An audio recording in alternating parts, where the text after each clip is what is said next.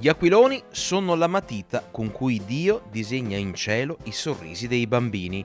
Saggezza orientale che descrive, come meglio non si potrebbe, l'emozione di centinaia di famiglie, di bambini, di aquilonisti e di artisti arrivati da tutto il mondo a Rosà per rendere indimenticabile il 15° Festival Internazionale degli Aquiloni. Stamattina i bambini delle quarte elementari delle scuole hanno partecipato insieme all'Aido e hanno lanciato anche un messaggio importante che è il messaggio del dono.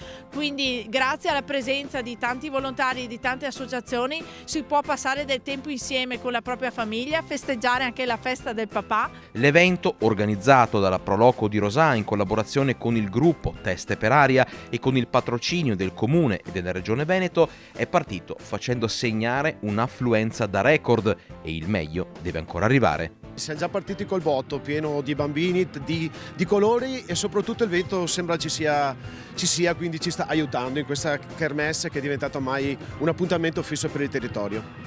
Un appuntamento che quest'anno fa rima non solo con divertimento, non solo con passione, con arte, ma anche con Thailandia. Perché?